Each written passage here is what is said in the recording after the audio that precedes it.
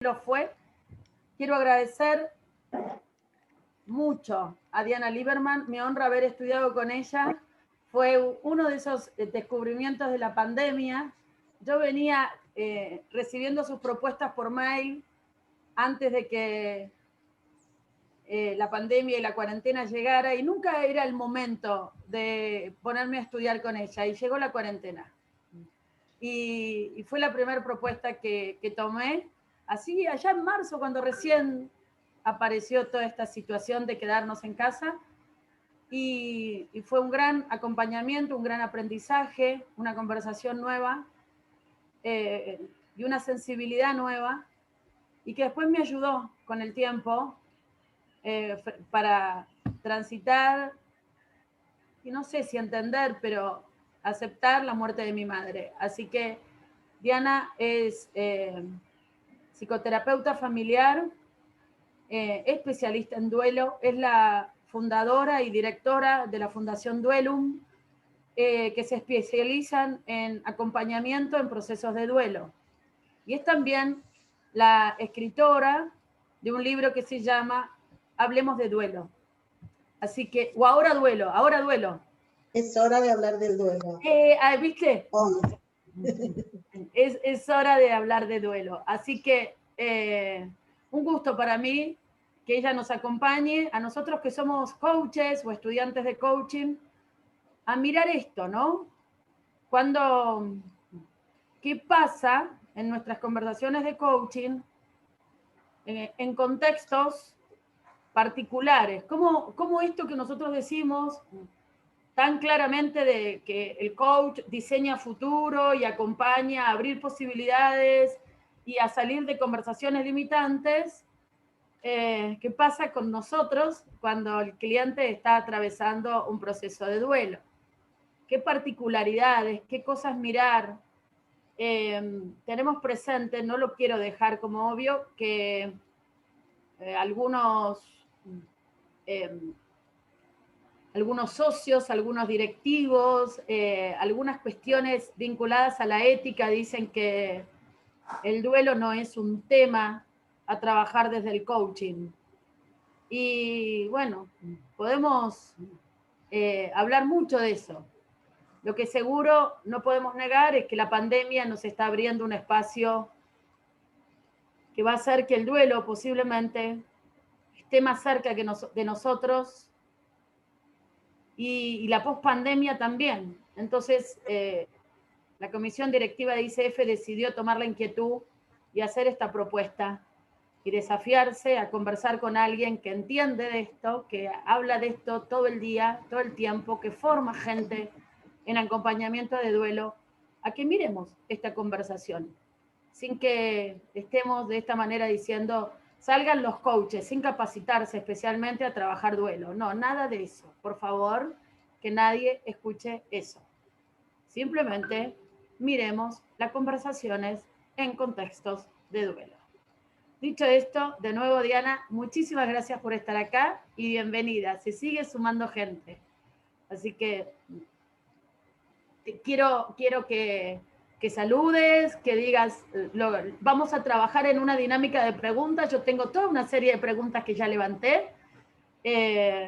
Así que, bienvenida primero, buenas tardes, gracias. Me honra, de verdad.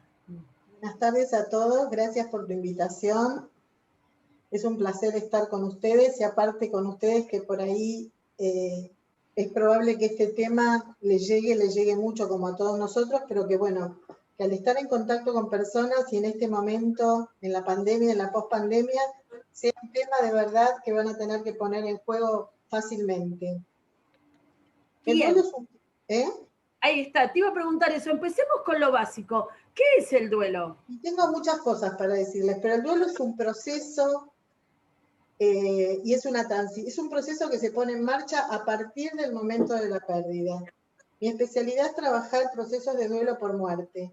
¿Por qué me puse a trabajar esto? Porque cuando hace muchos años decidí investigar las diferencias entre la viudez, así empezó esto, entre viudez femenina y divorcio, separación, ¿no? Como que era muy común decir, no, a las mujeres les pasa lo mismo. Y no era lo mismo. Entonces, para poder empezar a distinguir y a entender qué pasaba, me puse a buscar bibliografía. Y me encontré con que no había nada sobre duelo. Digamos, hace 25 años no había nada. Creo que yo soy una persona muy curiosa y dije, bueno, si no hay, yo tengo que buscar, tengo que investigar. Bueno, así es como empecé primero a traer bibliografía de afuera y a poder traducir libros y a poder entender cuáles eran las cuestiones. Y al mismo tiempo hice una investigación en una comunidad que nos facilitó las personas que estaban atravesando duelos, una comunidad religiosa, y bueno, y empecé a trabajar al mismo tiempo que empecé a investigar, digamos que empecé a leer. Leía y trabajaba y veía, bueno, de trabajar las diferencias, pasé a trabajar con viudas, viudos, que son los que más consultan, con pérdida de hijos, como cosas fundamentales, ¿no? Como que son la mayor cantidad de consultas y pedidos de ayuda son esos procesos. Igualmente yo digo que perder a alguien consanguíneo obviamente es una pérdida muy fuerte y es una ruptura, pero muchas veces se minimizan pérdidas que no son consanguíneas, como por ejemplo un amigo íntimo, un compañero, digamos que hablar del duelo, como se llama mi libro, es algo que recién ahora, y en esta pandemia fue una cosa, una explosión, era un tema tabú. Es un tema tabú porque en general la gente te dice, si venís con pálidas, no. Yo quiero que todo sea fluya, temas lindos. La realidad es que el que vive un duelo, y vos lo sabes, Débora, lo que necesita es hablar de lo que le pasó. Solamente de eso. En un principio, hasta lo único que quiere es recuperar lo que perdió y no quiere nada más. No quiere que la distraigan, que le den sugerencias, consejos. Lo que quiere es hablar de lo que le pasó. Por lo cual, acercarse a una persona y escucharla y ser compasivo es básico. Y un poco mezclando y trayendo un poco el tema de si el coach puede o no asistir o acompañar. Yo creo que acompañar a una persona en duelo es un privilegio. Y es un privilegio porque uno puede acompañar a una persona, a veces en el peor momento de su vida, y transitar con él un proceso que es activo, porque el duelo no es algo que te pasa, no es algo que te hacen, sino es algo que vos haces. El duelo es un proceso que uno desarrolla y que a veces lo hace solo y a veces acompañado, y eso depende de los recursos de la persona que vive el duelo. Pero lo más importante que necesita una persona en duelo es que alguien lo escuche de verdad, que se siente, que no lo juzgue y que le dé el tiempo que necesite.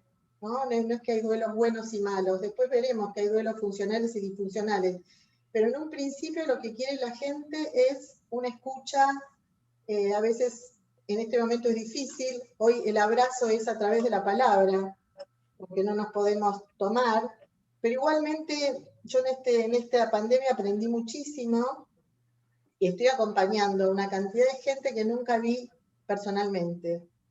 Y la gente transita su duelo y trabajar un duelo es conectarse con la persona que no está de una forma creativa, positiva y amorosa. Y que se escucha a veces comentarios como, tenés que cortar, ya está, ya fue. Y en realidad, lo que hay que aprender, que es el gran desafío recontra difícil, es ¿cómo hago cuando yo amo a una persona, la pierdo físicamente? ¿No? Es lo más difícil de transitar porque es irreversible, no hay vuelta atrás. Entonces, ¿cómo hago para seguir vinculado de otra forma? Para mí el desafío más grande que tiene una persona en duelo, y para lo cual un acompañamiento en duelo, si no cumple esa función, no va a tener éxito, y el éxito es que la persona se recupere a la vida. Es la conexión, es aprender a conectarse con una persona que no está, de una forma que al principio esa conexión te entristece, pero con el tiempo esa conexión es la que te da fuerza y le da sentido a la vida. Es decir, la misma persona que al principio te hace llorar, si todo va bien, va a ser la que le va a dar sentido a tu vida, es la que te va a acompañar. A veces se dice que la persona que falleció pasa a ser un gurú, ¿no? Es como la persona a la que uno apela cuando está mal, es a la que uno llama, a veces consciente, inconscientemente, en un sueño, la busca, la huele, ¿no? Esa es un poco la idea. Y conectarse con alguien que no está es un desafío, y es un aprendizaje. La mayoría de la gente no lo sabe hacer, y es importante aprenderlo. Y mucha gente, y ahora ya nos vamos al tema de la resiliencia, a través de poder aprender a conectarse con alguien que ama, a pesar de no tenerlo, crece muchísimo y empieza a valorar mucho más todo lo que antes era, le parecía que se daba por sentado, ¿no? Que bueno, que tener una buena compañía, una buena casa, tener hijos, que todo es natural y que, digamos, no es que no se valore, pero como que a todos nos corresponde. Cuando uno vive la pérdida de alguien que ama, empieza a ver como con una lupa enorme las cosas más chiquititas. Entonces, antes de la pérdida, necesitas un montón de cosas para ser feliz. Y después de la pérdida, si todo va bien, sos feliz con cosas muy pequeñas. Empezás a valorar cada minuto. El otro día escuché algo como que a la mañana tomate el pulso y si lo tenés... Voy a ir al restaurante del hijo, que tienen quilombo en el equipo para... Ricardo, tenés tu micrófono abierto. No, Diana, sí. Que hoy a la mañana decías... Te tomás el pulso a la mañana y si el pulso lo sentís, agradecelo. Te despertaste. No, ahí empieza tu día. Estás vivo. ¿No? Como que a mí esto es algo, estas últimas semanas tuve muchas preguntas de, ¿se puede ser feliz después de un duelo? ¿Se puede ser feliz? Es una pregunta que sin saber la gente entre sí, todos preguntaban lo mismo. Hay semanas especiales. Y yo lo que digo es que no podés volver a ser el mismo después de una pérdida. Porque no vas a ser el mismo, vas a ser otro. Seguramente que muchas cosas de tu estructura van a estar, pero algunas cosas van a cambiar, pero también podés crecer. Yo confío mucho, digamos, por eso trabajar este tema para mí no es pesado.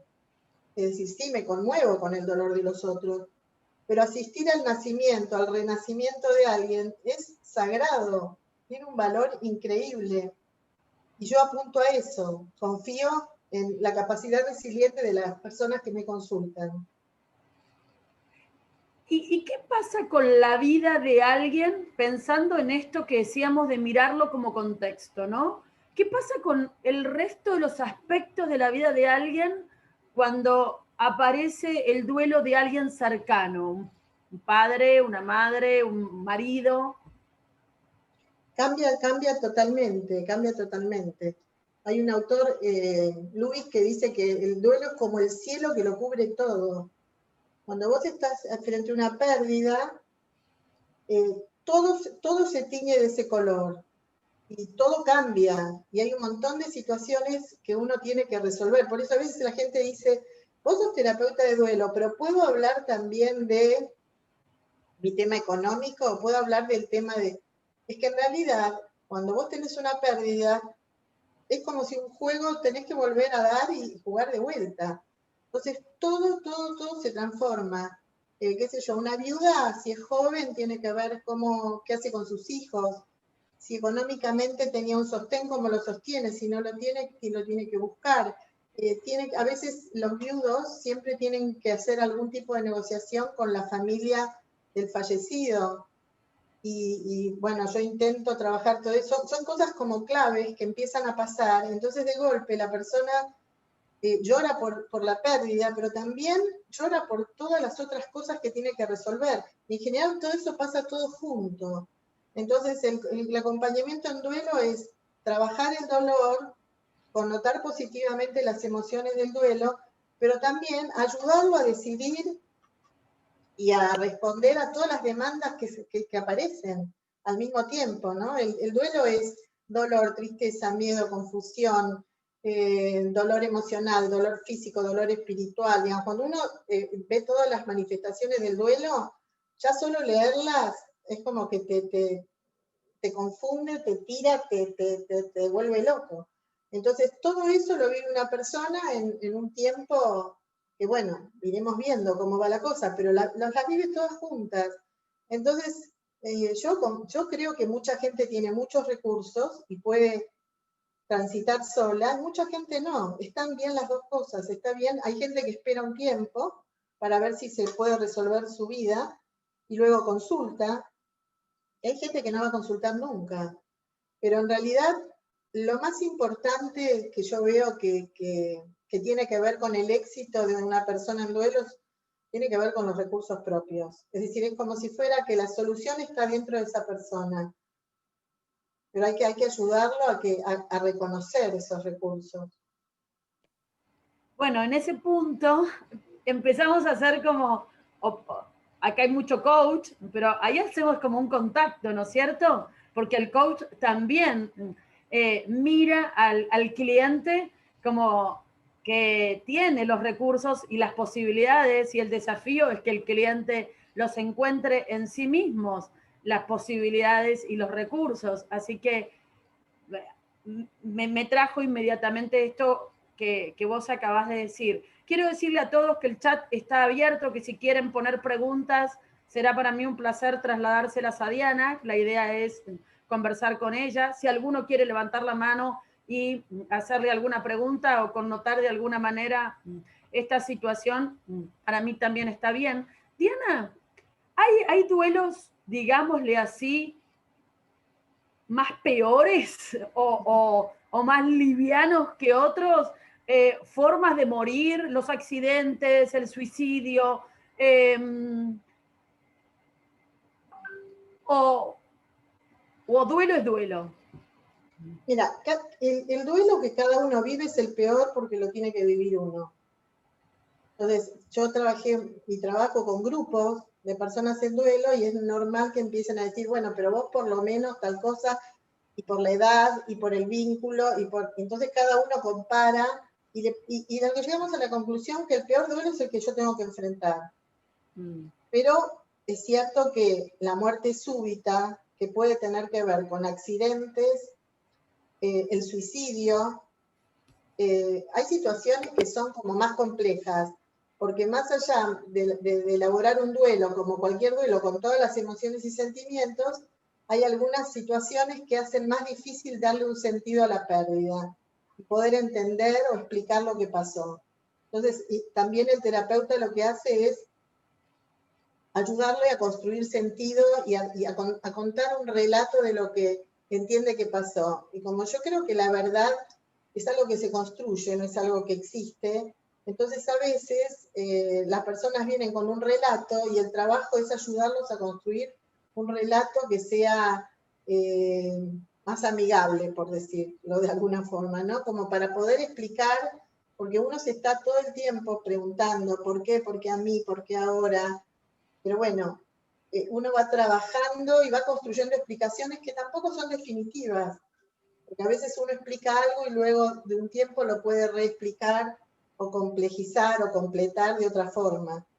En este momento, una de las cosas que se habló tanto en la pandemia es esta cuestión de que muchas personas han perdido familiares y no se han podido despedir y no los han podido acompañar en los últimos minutos y no han podido realizar rituales. Y bueno, esta situación que se da, por ejemplo, cuando hay un desaparecido, pasa algo así. Cuando hay situaciones en donde uno no ve el cuerpo, bueno, son situaciones que pueden promover duelos complicados.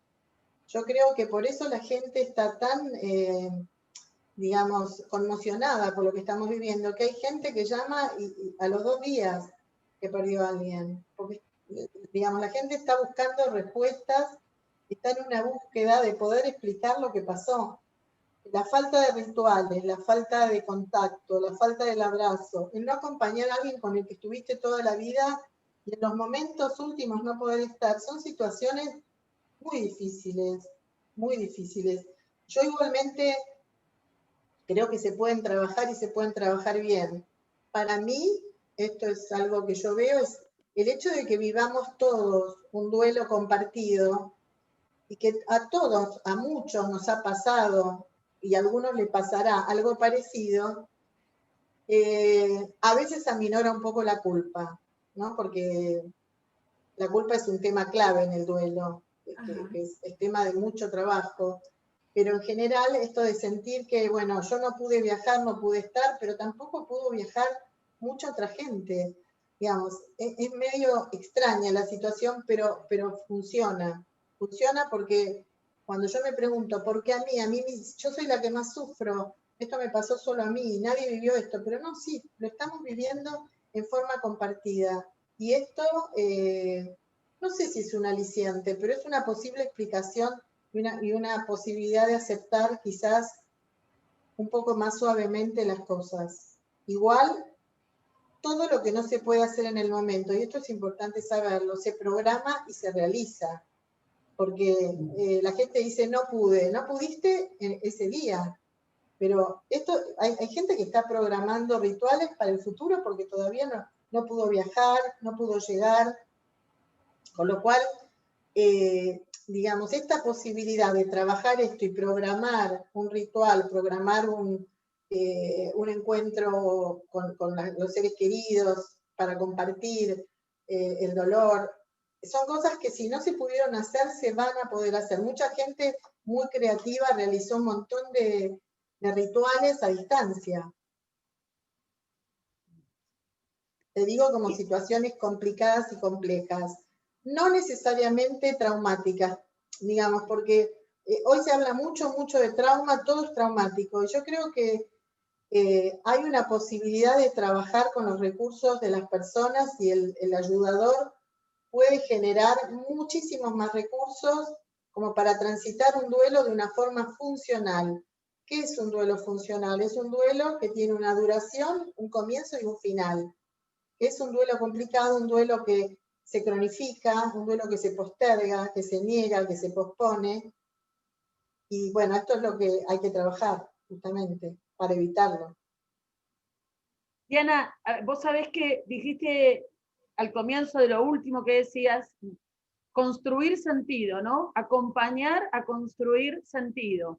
Desde la ontología, vuelvo a hacer un link acá, decimos que los seres humanos somos seres lingüísticos y a través del lenguaje construimos sentido a nuestra vida. Así que como que el duelo pareciera ser, desde lo que te escucho decir, un umbral donde hay un renacer, dijiste vos, un empezar de nuevo con algunas cosas, con los recursos que sí traigo, no cruzo este umbral tan desprotegida como cuando llegué primero, para los cuales estaban mis padres asistiéndome, sino que ahora vengo con todo lo que aprendí y todo lo que tengo. Pero es un antes y un después. ¿Está bien si digo esto? Sí, es poder pedir ayuda.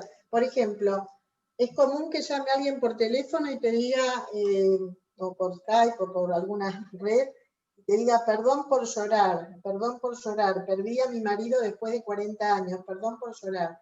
Y uno rápidamente reestructura eso diciendo, bueno, vos estás llorando, pero al mismo tiempo me estás hablando del amor que sentís. Qué bueno que puedas llorar. Es decir, hay cosas que se trabajan muy rápido, digamos, desde una pre-entrevista. Entonces, lo que suele pasar es que la persona que está sufriendo probablemente encontró mucha gente que la quiere ayudar y que está sufriendo con ella, pero no sabe qué decirle. Y algunos no se bancan el silencio. A veces, no sé qué decirte, es algo muy bueno, pero a veces le dicen, lo que pasa es que vos tenés que empezar le hacen una lista de cosas que tiene que hacer, y la persona dice, no me entienden, y hay personas que te dicen, yo si fuera fiel a mí, me pondría un jogging, un pijama y me quedaría en la cama. ¿Y quién te lo prohíbe? ¿No? Porque hay hay una cuestión cultural, social, de presión y de tensión del mundo en donde tenés que estar bien y tenés que seguir rápido para adelante, digamos, no pares, tenés que seguir. Y no hay nada más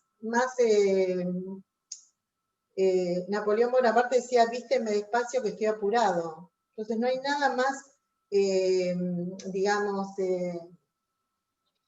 no hay un avance más rápido en un duelo que darse tiempo. digamos.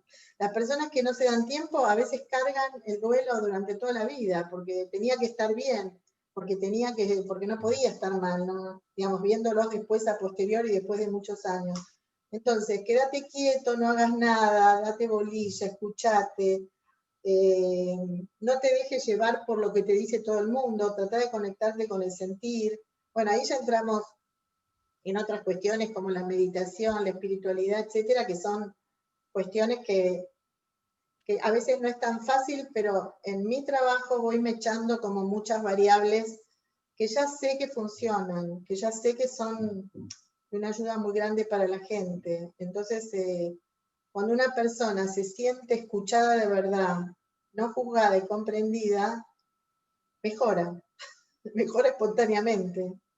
No es tan raro lo que hay que decirle, solo escucharla, acompañarla, estoy acá, estoy a tu lado, vos manejás, yo soy copiloto, pero vos vas a manejar el ritmo, el camino, lo vas a manejar vos. Yo solo me voy a quedar a tu lado para que no te sientas sola, para connotar positivamente las cosas que te van surgiendo, que parece poco, pero es un montón. Es un montón. Otra En un duelo, competencia. Otra ¿cómo? competencia otra competencia del coach que los invito a linkear, ¿no? La escucha. La escucha como una competencia del coach, hasta establecida como una competencia por la Federación Internacional de Coaching. Y entonces escuchar y escuchar empáticamente.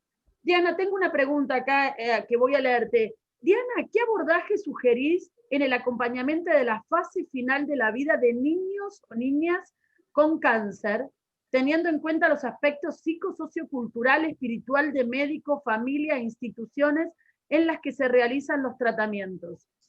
La realidad, voy a ser totalmente honesta, yo no trabajo acompañamiento en final de vida, trabajo en contacto y en conexión con otros profesionales, no es mi trabajo. Y acá aparece otro tema que voy a abrir. Las personas que se entrenan en duelo creen que tienen que hacer todo. Y yo creo, por ejemplo, yo no estoy capacitada para acompañar personas en final de vida, porque no tengo ese timing, no tengo, digamos, es una situación que a mí me puede y yo no puedo sobre esa situación.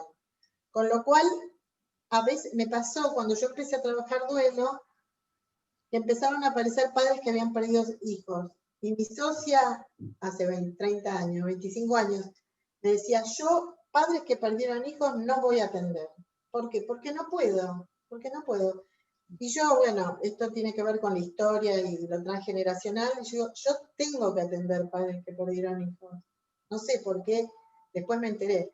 Pero en el momento dije, yo tengo que atender, yo voy a intentarlo. Y me fue bien. Después bien y pude. ¿Qué quiero decir con esto? No voy a responder esa pregunta porque no, digamos, hoy en día, incluso el duelo, tiene sus subespecialidades. Yo no hago cuidados paliativos, no hago psicooncología, sí estoy ligada a personas que lo hacen, por lo cual raramente me consulten por eso, y si me consultan los derivo. No es un trabajo que yo haga. Digamos, yo en general llego después.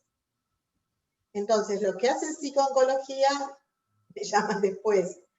Yo no estoy antes, no es mi tarea. Y la verdad que prefiero, prefiero pasar la pregunta, porque Muy bien, está muy bien, está muy bien. Dice, pero también es interesante esto para ver que uno tiene que ver qué es lo que uno puede, ¿no? Eso es importante. ¿Qué es lo que uno puede, qué es lo que uno quiere? Y dentro de ser coach, por ahí no podés hacer cualquier tipo de actividad ni cualquier tipo de tarea. Igual quiero rescatar algo, Débora, porque en estos días que nosotros charlamos, y ya lo venimos charlando hace tiempo, aparece este tema si el coach, ¿qué es un counselor de duelo? Yo hace muchos años viajé a Canadá, cuando estaba tratando de saber y de tener información y de tener bibliografía, y estuve en un encuentro internacional. Y me ligué a un montón de gente. Y el tema, que empezó en Estados Unidos y Canadá, que después les contaré por qué, dónde empezaron los terapeutas de duelo y por qué. me di cuenta que la gente que atendía duelo no necesariamente tenía que ser ni médico, ni psicólogo, ni nada. Que tenía que ser gente que hubiera sentido, querido, y que tiene una cierta sensibilidad, compasión, necesidad de ayudar, y que si se formaba en el tema, esto lo aprendí afuera. Después volví acá y te preguntan, ¿vos qué sos? Soy un ayudador en duelo y punto. Es decir, para mí ayudar en duelo, y esto va para los coaches especialmente, es una decisión que uno toma, por lo cual uno se puede entrenar, donde a su vez de sanar a los demás, sanás tus propios duelos y asistís al renacimiento de las personas. Qué sé yo, es como verlo como parir, más o menos. Con lo cual, no, conozco psicólogos que no pueden acompañar personas en duelo. Conozco counselors que sí pueden hacerlo. Conozco coaches que también lo hacen. Es decir, que la posibilidad de acompañar a alguien no pasa necesariamente por el título. Pasa por una decisión personal y una sensación de que esto es lo que yo quiero hacer. Esto lo digo porque creo que es súper importante y porque estoy convencida y como tengo un diplomado en duelo donde se forma la gente, mucha gente que no es psicóloga viene a formarse. Y como de alguna manera yo evalúo luego a la gente, me doy cuenta que la evaluación de la gente no pasa por el título que tenga. De verdad. Gracias, Diana. Gracias por esto que estás trayendo. Sin que esto, digamos, me importa rescatar esto que decís. Hay que entrenarse, independientemente de tu título, digamos, original, hay que entrenarse para ser un ayudador en duelo. Creo que sí. Okay. Primero hay que tener la disposición interior, digamos, es eso, la disposición interior y la formación. Y con todo eso, seguro que podés ayudar y acompañar en forma funcional a muchas personas que lo necesiten. Y que en este contexto, yo no les puedo contar lo que es en este momento los pedidos de ayuda en duelo. Nunca en la vida me pasó esto. Porque ¿qué pasó? Pasó que mucha gente ha tenido pérdidas dentro de la pandemia por el COVID o no, pero mucha gente que venía transitando duelos, y hay una pregunta que seguro que va a venir es ¿cuánto dura un duelo? Bueno, depende de cada uno, pero digamos que entre 2 y 3 años. Entonces mucha gente que venía transitando duelos y estaba en el segundo año, le tocó la pandemia, y si bien estaban bien, estaban en la etapa en donde uno empieza como a salir, digamos, del ensimismamiento empezás a salir. Y cuando quiso salir, se encontró que no podía salir. Entonces se quedó mirándose, digamos, al espejo y tratando de no pudiendo correrse de la ausencia que estaba viviendo.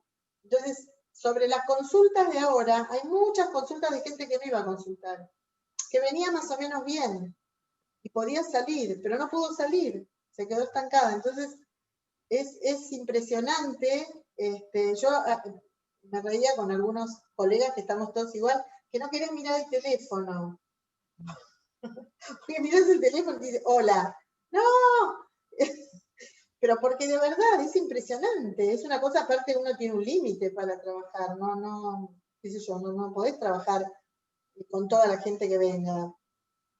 Y bueno, y la gente que está en duelo tampoco viene por 3 sesiones, ¿sí? Entonces, bueno, empezás a llenar y bueno. Pero lo que quiero decir, esto es para alentarlos a ustedes en que está muy bueno y que es muy importante y cada vez se va a necesitar más terapeutas de duelo. Aparte porque la gente perdió el miedo a la ayuda en duelo, eso es lo que pasó también.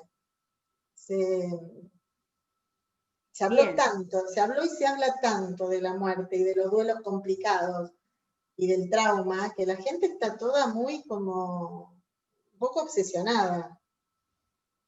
Les cuento cómo nacen los terapeutas de duelo. Los terapeutas de duelo nacen porque en Estados Unidos y Canadá, en general, mucho antes que nosotros, ustedes saben que las familias se dispersan.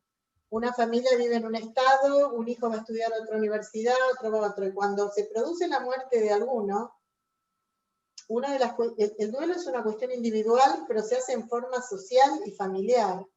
Y un duelo a veces se complica justamente cuando no tenés a tu familia cerca.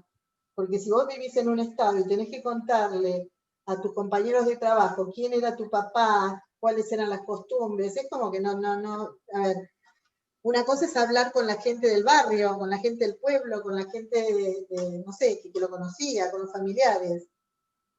Entonces, los terapeutas de duelo nacen en Estados Unidos y Canadá por esta cosa de dispersión de la familia, en donde empiezan a aparecer personajes, counselors, que ayudan a las personas a hablar de lo que les pasó y a contar la historia y a recordar en compañía. Entonces, es como si fuera que el terapeuta de duelo sería el familiar que tengo lejos con el que no puedo tener contacto. Así es como nacen los terapeutas de duelo. Por eso yo creo que en Estados Unidos y Canadá existen hace 40 años. Cuando yo empecé a trabajar el duelo, no se sabía qué. Más, ahora te dicen terapeuta de duelo y saben de qué hablas. Pero hace 15 años decían, ¿qué haces? No entiendo lo que haces. Diana, otra pregunta. Dicen, ¿cómo se transita el duelo y se explica ante un suicidio? Bueno, otra cuestión que me llama la atención es que hay muchos casos de suicidio. Cuestiones de la estructura de la persona sumados a la pandemia hicieron crash en mucha gente. ¿Cómo se trabaja? Y se trabaja, a ver, yo siempre trabajo desde una perspectiva familiar. Y bueno, en general, por más que trabaje a veces trabajo con padres, pero cito a los hermanos.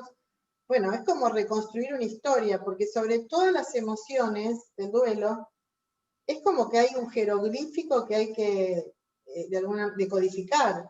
Hay un mensaje. El que se suicida a veces deja un mensaje escrito, a veces no, pero la cabeza de uno no está preparada para entender qué le tiene que pasar a una persona para que tome una decisión tan extrema. En general, yo suelo utilizar esta idea que la obtuve en algún libro que la leí y funciona, que es, primero, una persona que se suicida, por más que se mostrara en estado de salud, estaba enferma. No estaba enferma físicamente, pero estaba enferma mentalmente. Eso es fundamental para poder entender que la enfermedad no siempre se ve. A veces hay enfermedades en el cuerpo que uno no las registra hasta que no pasa un tiempo prolongado. Lo mismo pasa con una persona que toma una decisión tan extrema. Evidentemente la vida para la persona es un infierno y la muerte es un paraíso. Esa es la idea, digamos, que yo utilizo y que trabajo con la gente. Evidentemente, porque en general la cosa que pasa es la culpa. Si la culpa existe en un duelo, en el suicidio, la culpa es terrible, porque ¿cómo no me di cuenta? ¿Cómo no lo frené? ¿Cómo no? Y la realidad es que cuando una persona se quiere suicidar, a veces se puede evitar, pero muchas veces no se puede evitar. Y muchas veces la persona que se suicida tiene todo un conflicto muy encapsulado que no se ve para afuera. Si lo pudiera hablar, pero por ahí no tomaría la decisión. Y si toma la decisión, es como que se encierra y toma una decisión que cree que es la salvación. Muchísimas veces está ligado a un tema emocional, afectivo o económico, o a veces los dos temas juntos. Pero bueno, una de las cuestiones de la culpa importante es que una cosa es tener culpa y otra cosa es sentir culpa. Entonces, todas las personas que no pudieron evitar la muerte de alguien querido sienten culpa. Pero una cosa es trabajar el sentimiento de culpa, que no se elimina, se trabaja. ¿Qué quiere decir? Sería muy fácil decirle a alguien, vos no tenés la culpa de nada, hasta la sesión que viene. No. Yo entiendo que sientas culpa, está muy bien sentir culpa, entiendo porque la sentís. Vamos a ver qué podrías haber hecho, qué no podrías haber hecho, digamos, se trabaja, pero rápidamente diferenciar que sentir culpa es legal, se legaliza como un sentimiento normal, porque es el tema clave del suicidio, pero no es tener la culpa, digamos, es tan compleja la situación por la que una persona termina con su vida, que no es fácil entenderlo, y quizás nunca se termine de entender. Hay un autor que dice que cuando la gente se hace preguntas, una respuesta posible es que hay preguntas que no tienen respuesta.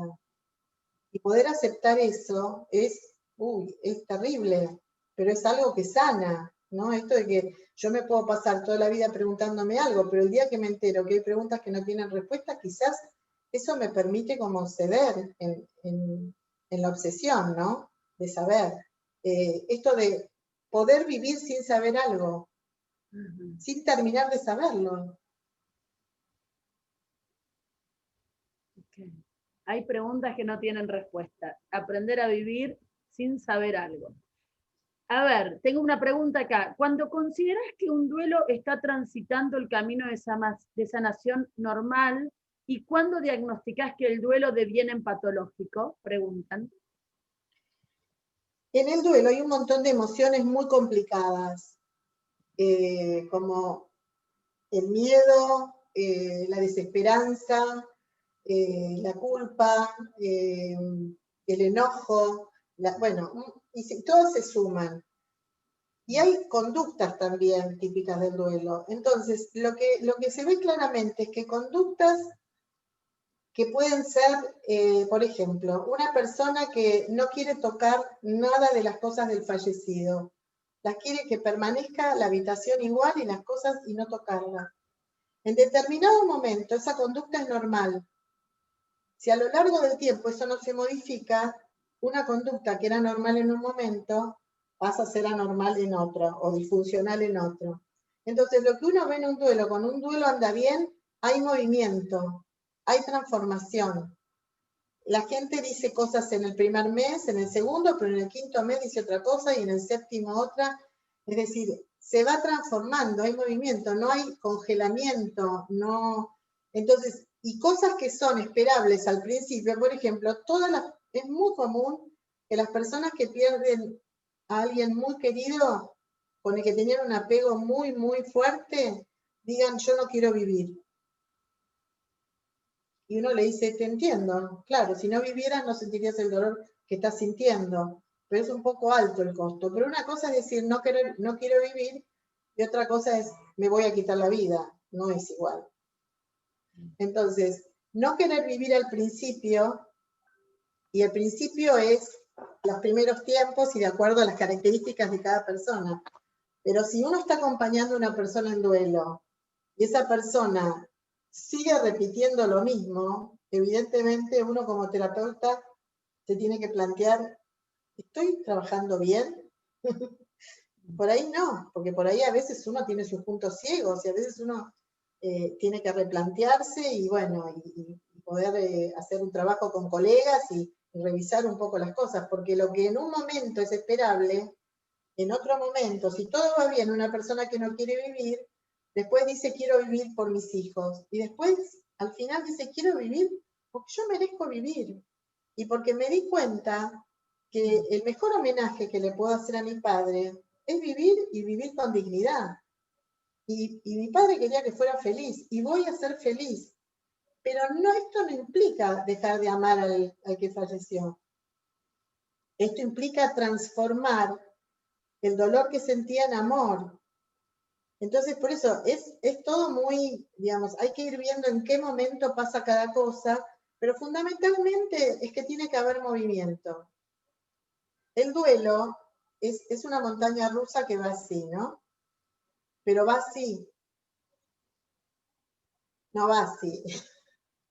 No sé si queda, no va para abajo. Es decir, el movimiento de que hoy estoy bien, mañana estoy mal, uy, ya estoy bien, viene un paciente, ya estoy bien, y viene a la vez, no sabes lo mal que estuve. Bueno, enseñarles y que entiendan que el movimiento del duelo, que no es fácil estar bien, y que no va a estar bien rápido, eso también es prescribir los altibajos, y que eso es algo esperable y normal, pero si bien esto es así, no significa que la persona se quiera morir al principio y al año diga lo mismo. Yo, la verdad, mi expectativa no es esa, porque mi experiencia me dice que si vamos trabajando y habilitamos todas las emociones, se van transformando. Gracias, Diana. Tengo ahí hoy otra pregunta. ¿Hablaron de las diferentes etapas del duelo y las emociones que se ponen en juego? ¿Pregunta? Sí. En realidad es así. El primer momento del duelo es un momento de shock, ¿no? Y es un momento medio robótico. Mucha gente hace de cuenta que no le pasó nada, otra gente explota el llanto, y después viene una etapa de búsqueda. En general, la etapa de búsqueda es cuando la gente consulta. La búsqueda es, quiero recuperar lo que perdí. La recuperación de lo que perdí tiene que ver con sentir al otro, buscarlo con la mirada, con los olores, soñarlo, y hay muchas tareas en esa etapa de búsqueda, en donde, bueno, solemos escribir y solemos hacer muchas tareas ligadas a conectarnos y a buscarlos, recordar, traer anécdotas, bueno, esa es la etapa de búsqueda. Después viene la etapa de búsqueda es esperanzadora. La gente que está buscando al que perdió no termina de creer que se murió. O sabe que se murió, pero tiene la expectativa de que vuelva. Es medio ilusorio, pero funciona. Les da vergüenza decirlo, pero en realidad yo estoy esperando que vuelva. Yo no puedo creerlo. Búsqueda, esperanza. Después de esa etapa viene una etapa de desesperanza, en donde la pérdida se hace muy real y es el peor momento del duelo, es donde acepté que no va a volver, estoy desesperado, desorganizada, desahuciada, bueno, es la etapa de la desesperanza. La tercera etapa de la desesperanza es peor que la segunda. Entonces la gente dice, antes yo estaba mejor. Sí, cuando vos todavía no habías llegado a la realidad de la pérdida. Creías que todavía lo ibas a recuperar. Ahora estás peor.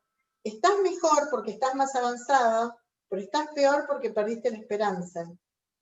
Y la última etapa es la etapa de proyecto y de aceptación, que es a lo que tenemos que llegar. Por eso hay gente que viene a la sesión 5 y dice, no puedo aceptar. Sesión 5, un mes. No vas a aceptar, digamos, nosotros vamos para ese lado, pero vemos una luz que casi ni se ve, imperceptible, hay que caminar y llegar hasta allá. Pero tenemos un camino, sabemos para dónde vamos. Llegar a aceptar es un trabajo muy arduo, porque mucha gente se apega al dolor como una forma de mantener cerca al ser querido y no quiere largarlo porque cree que si larga el dolor se desapega de su ser querido. De ahí el tema de trabajar cuestiones de conexión, aprender a conectarse con el otro para poder aceptar que no lo tengo físicamente, pero lo puedo tener a través de la conexión.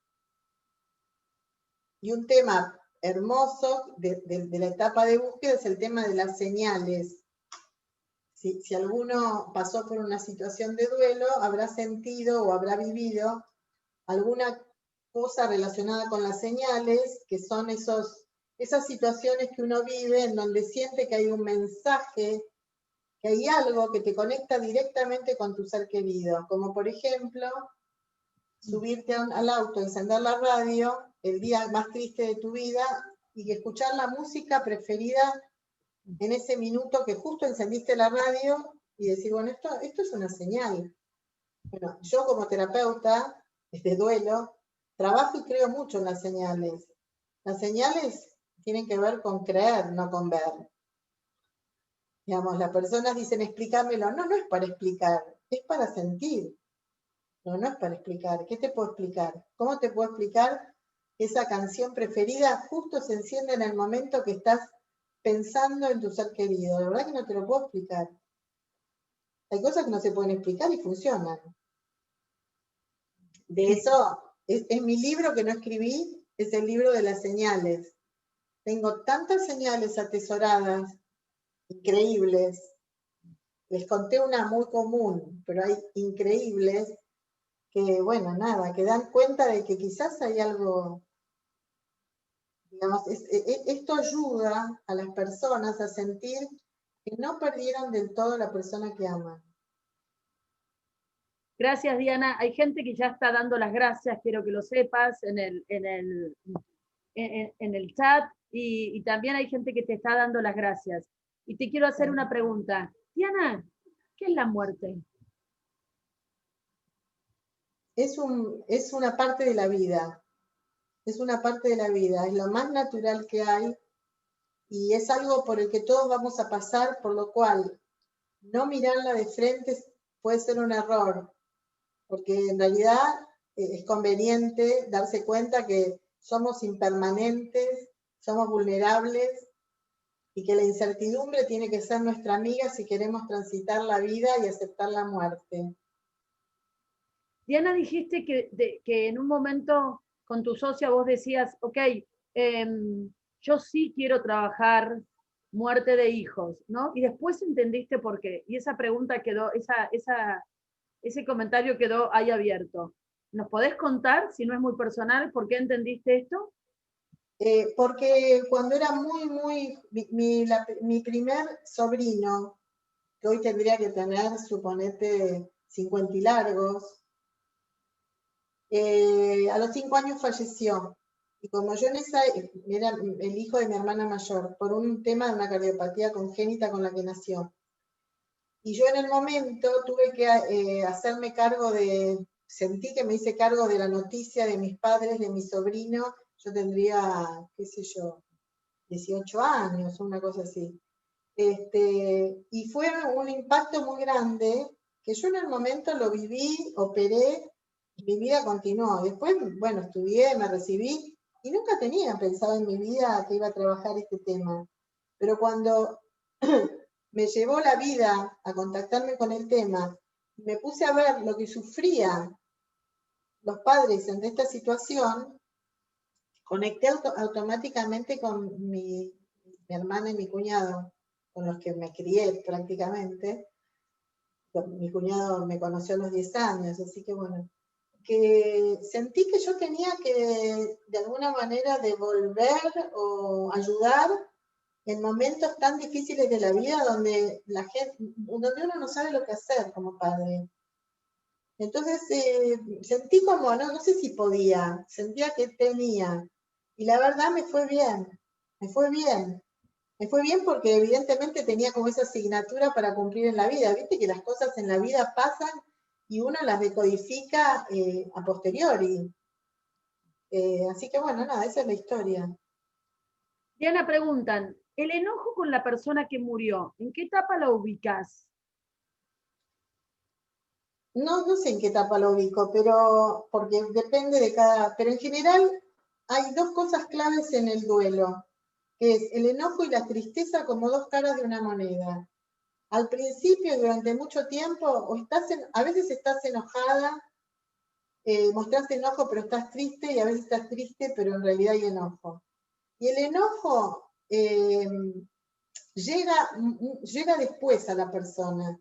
Al principio el enojo se vehiculiza a cualquier persona que me dé la posibilidad de enojarme. El enojo verdadero, el origen del enojo es perdí a quien amaba, perdí a quien amaba. Esto produce, es una ruptura. ¿Cómo la persona que yo amo, con la que quería compartir mi vida, de acuerdo a la relación que tenga, no va a estar? Entonces, es como si fuera una afrenta. Esto me enoja. Y justamente una de las cosas que trabajan los terapeutas de duelo, y esto es súper importante, es el enojo. Porque mucha gente, imagínate si vos perdés a quien querés y aparte cortás el vínculo con todos los que te quedan. Sería muy jodido para una persona con una pérdida perder una familia. Y en general la gente suele enojarse con gente muy cercana. Entonces, cuando uno puede trabajar el enojo como la condición del trabajo del duelo, yo me tengo que enojar, estoy enojado, a veces la gente se enoja con Dios, a veces con el médico, a veces con el sanatorio, con la pandemia, con el virus, no sé. Pero ese enojo como uno intenta vehiculizarlo a gente que se liga o que te da la oportunidad. Me contestó mal, me miró mal, no sé. Entonces a veces se arman grandes bollos. Eso cuando se trabaja, el enojo no se elimina, sigue estando ahí. En determinado momento, las personas suelen decir, tengo enojo porque me abandonaste. Y es medio loco la situación, porque esa persona capaz que sufrió un montón, capaz que, digamos, no sé, pasó por 1000 situaciones, pero uno está tan apegado y siente que el otro lo dejó, ahora el otro es un recuerdo, no está más. Entonces te enoja, y eso también se trabaja, porque, a ver, cuando uno puede amigarse con, entre comillas, con la situación, aceptar la situación, volver a ser amigable con las personas que están a tu lado, poder también perdonarse y perdonar. Bueno, no solo superas un duelo, sino que generas un crecimiento interno que no parás. Y cuando le perdés miedo a la muerte, porque cuando vivís situaciones muy duras, terminás sintiendo que, bueno, que la muerte es un paso más en la vida, y perdés ese miedo que a todos nos, digamos, nos preparemos, no nos preparemos, estudiemos, el tema de la muerte está dando vuelta y ronda, y cuando lo podés superar, porque te das cuenta que a pesar de la muerte siempre gana la vida, ¿no? Y el futuro, y el proyecto, y la posibilidad de seguir, y también la posibilidad, la vida te da la posibilidad de homenajear y tener la memoria del fallecido, y eso también es importante. En un momento querés vivir también para recordar. Freud dijo que recordar es la única forma de no olvidar. Gracias, Diana. Diana, ¿cómo le hablamos a los niños cómo se trabaja el duelo con los niños? El duelo con los niños se trabaja de acuerdo a las edades, pero para tener una idea general, en principio hay que hablar con los niños. Que a veces la gente dice, cuando te preguntan, mirás para otro lado. Primero, hablar claramente, sencillamente, sin cosas raras, con las palabras conocidas. Y cuando no sepas qué contestar, decirle a un niño, la verdad, no sé qué responderte, porque muchas veces no sabemos. Entonces, el niño se anima a preguntar, se da cuenta que hay cosas que uno puede no saber y de cualquier manera puede esperar hasta crecer y poder entenderlas mejor, pero lo que hay que hacer es claro, sencillo, con palabras claras y decir la verdad. Y después, otra cosa que para mí es muy importante es, en la medida en que se pueda, hacerlos participar de rituales participables. Porque lo mejor que hay en el duelo, lo más importante en el duelo es aceptar. Y para aceptar hay que poder pasar por un momento que es la realidad de la pérdida. Y si nosotros tapamos, negamos, ocultamos, no le estamos dando la posibilidad a que el chico avance.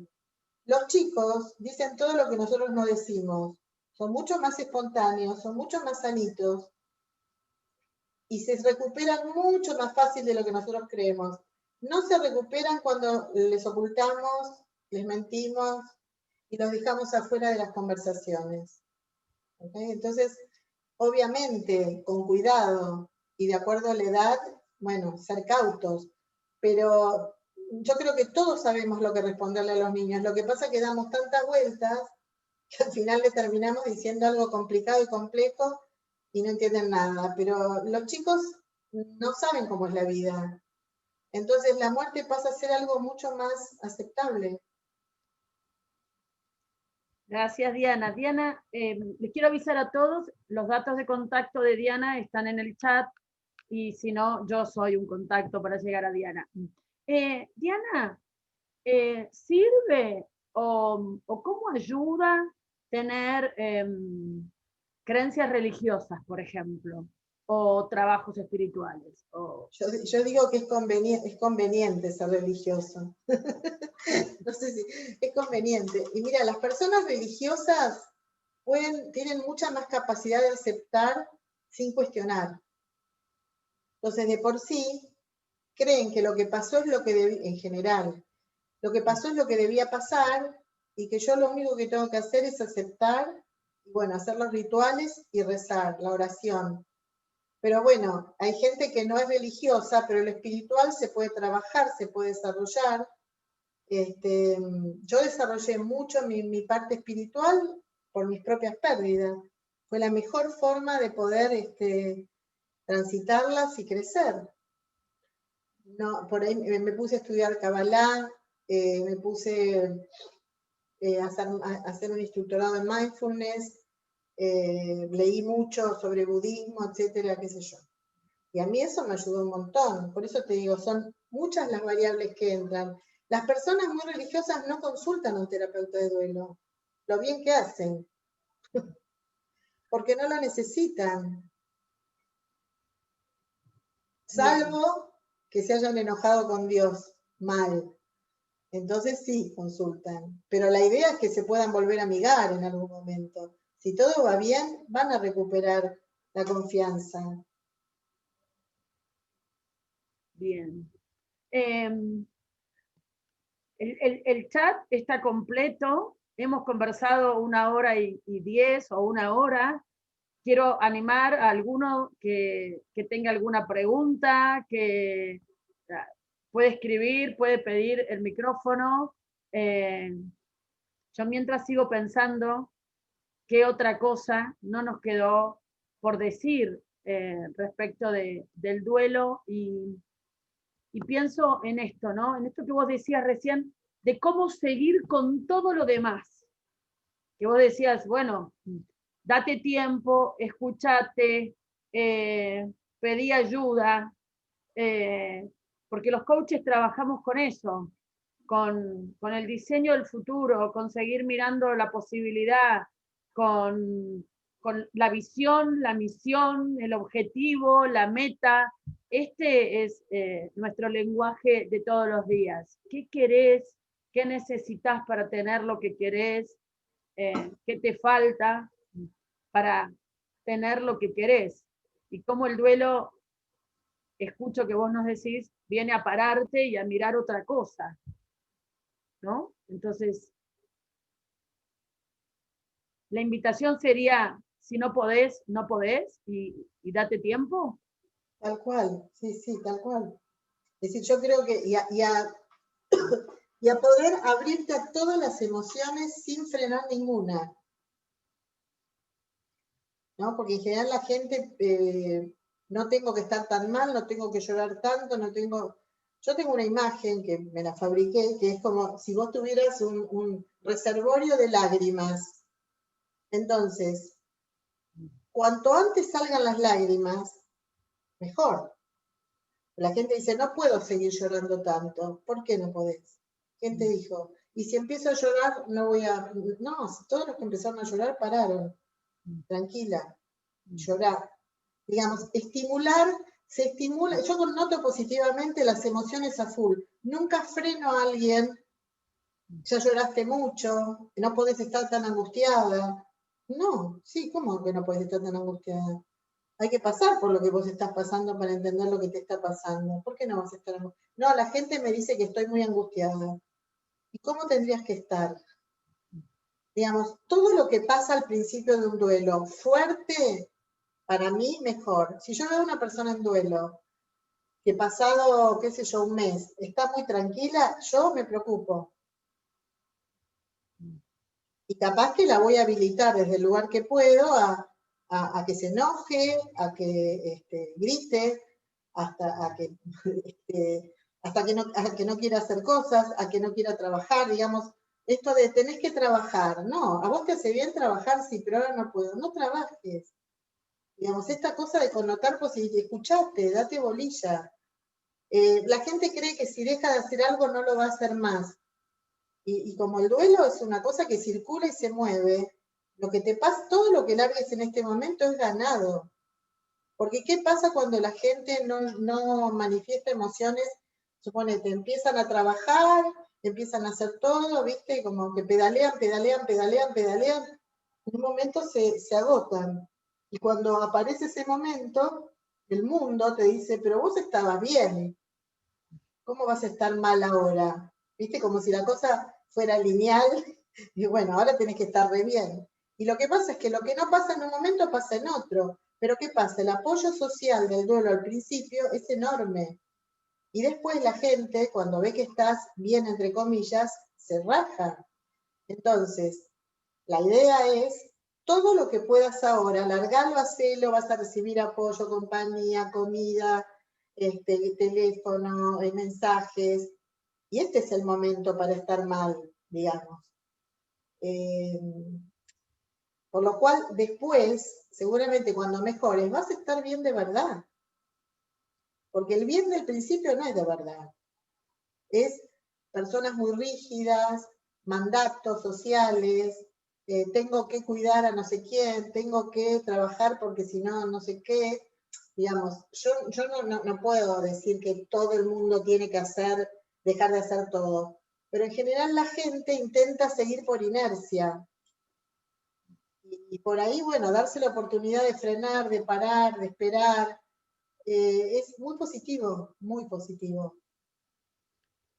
Gracias, Diana. Tengo una pregunta. Dice, ¿un coach que no sufrió una pérdida puede ser buen coach de duelo? ¿Puede entender el mundo emocional del cliente que tuvo una pérdida?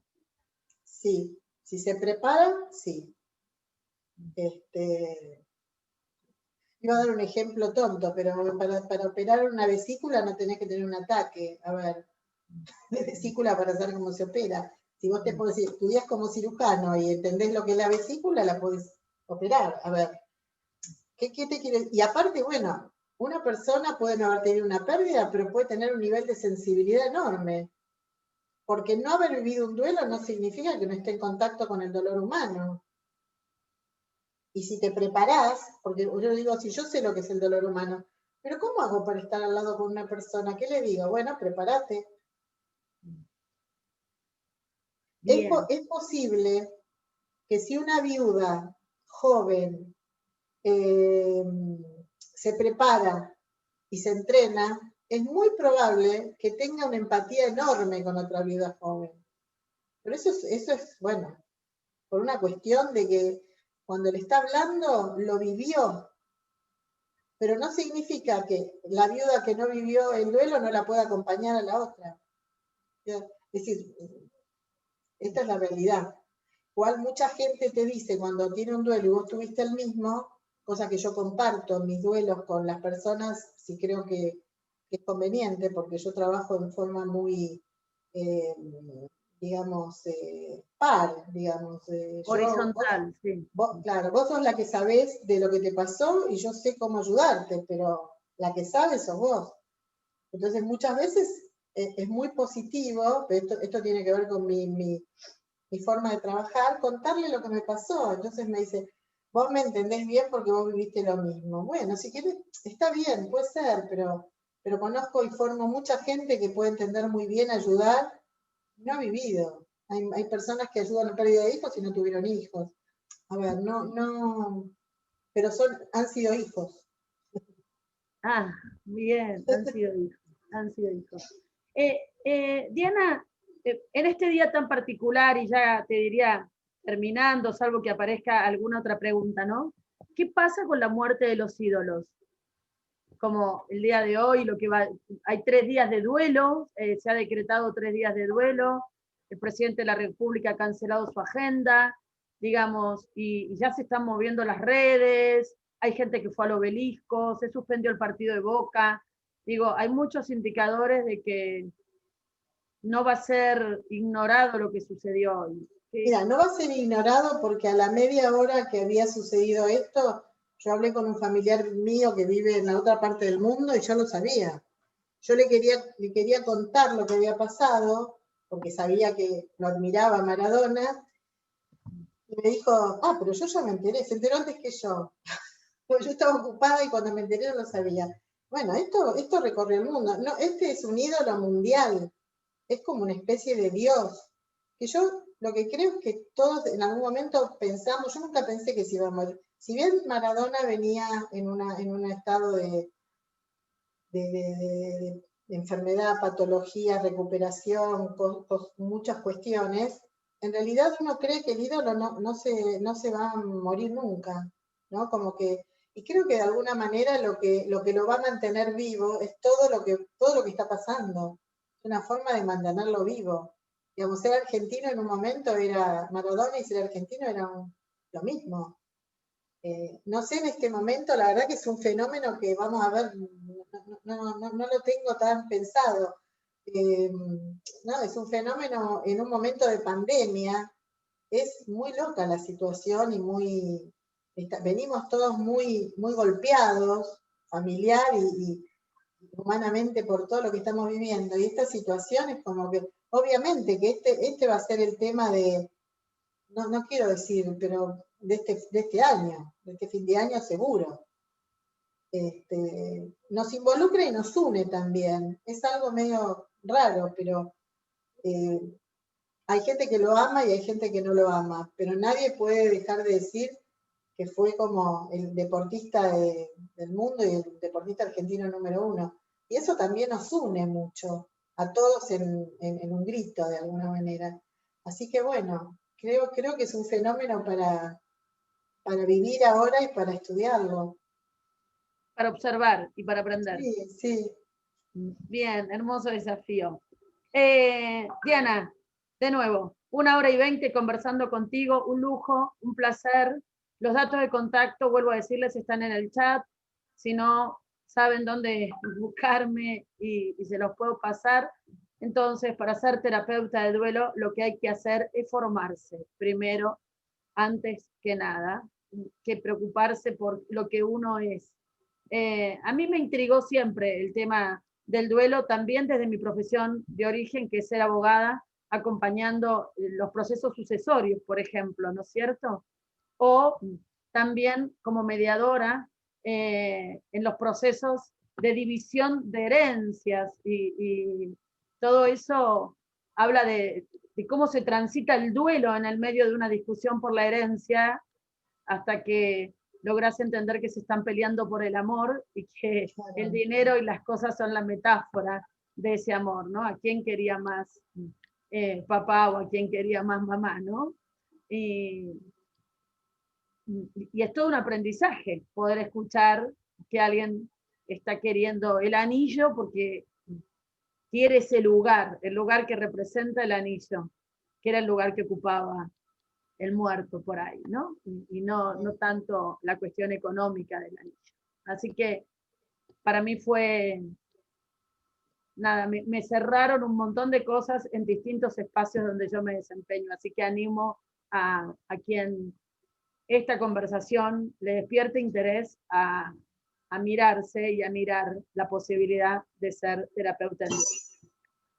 A todos, gracias por acompañar. Esto va a ser publicado y subido a la biblioteca de la ICF.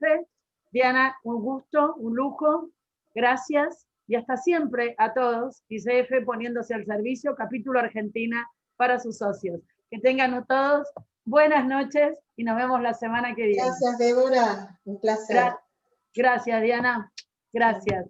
Nos vemos. Chao.